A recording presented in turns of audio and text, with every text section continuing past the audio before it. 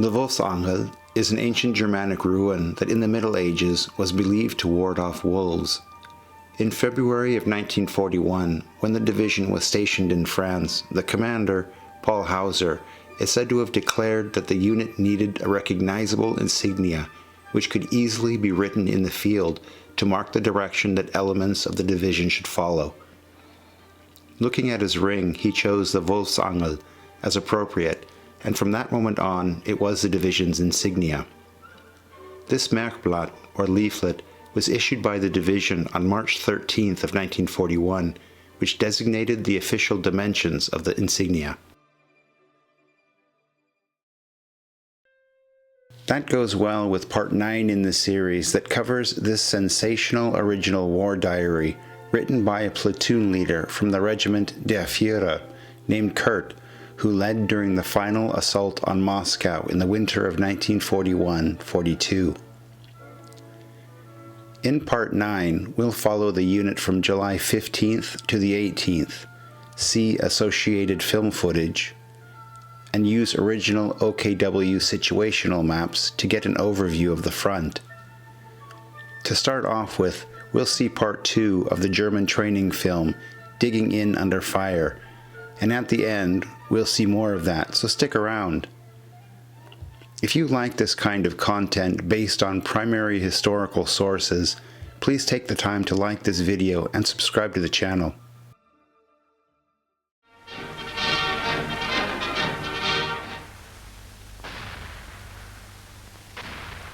Die Zeltbahn wird als Tarnungsmittel windsicher bereitgelegt.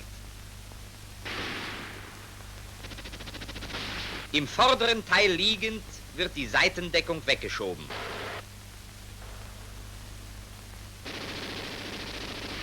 Das Schützenloch für kniende Schützen entsteht. Die ausgehobene Erde zur Verstärkung der Seitendeckung verwenden.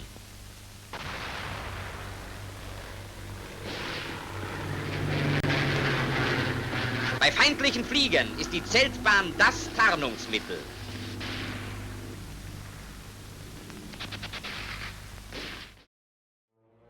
The last time we were with Kurt, it was with his entry from July 15th of 1941, which he mistakenly dated as the 19th.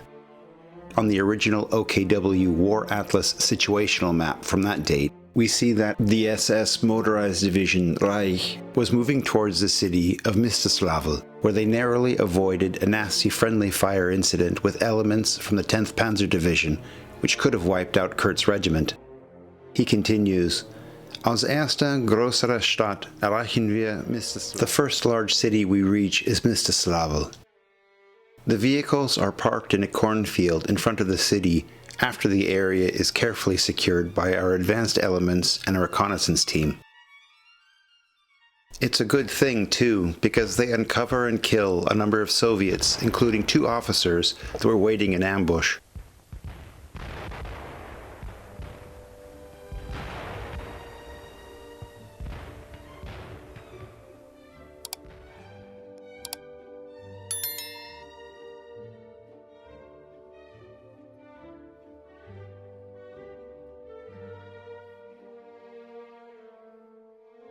This is a good place for me to thank my Patreon supporters.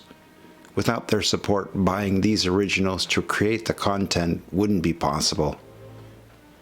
Patreon channel members get access to exclusive film footage that can't be shown here. Open a free account on my website, military1945.com, and take a look at some example footage.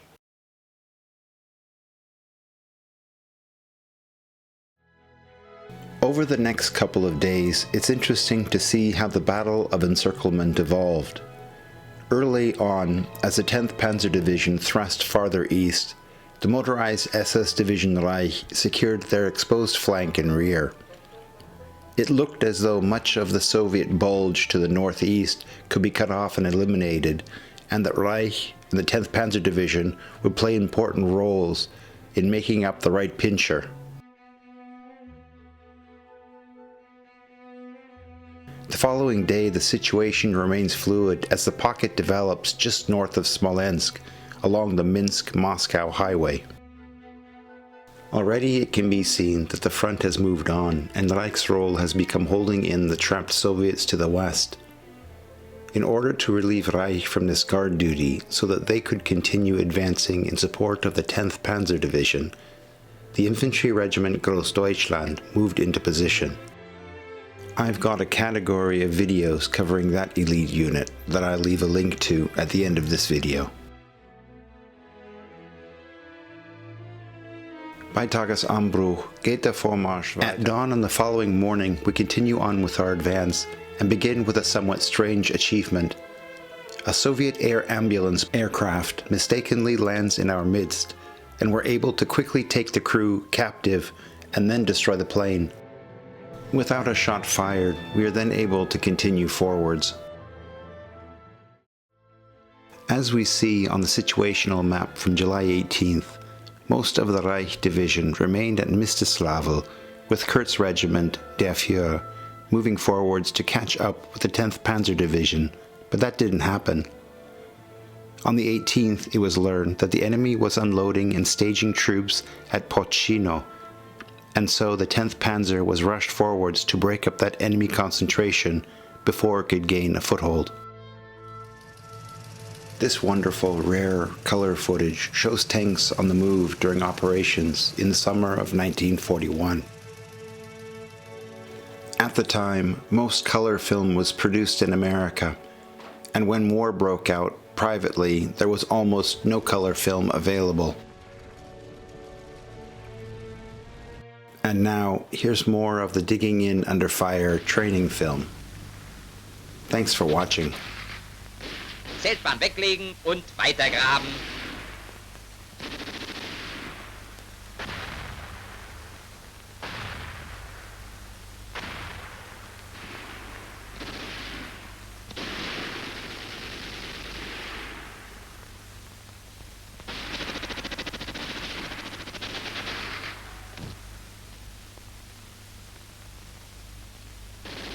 Es ist schwierig, gedeckt in das Loch hineinzukriechen. Also oft üben.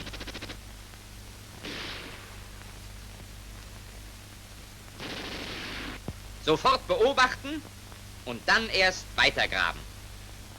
Der Schnitt durch ein fertiges Schützenloch für kniende Schützen sieht so aus.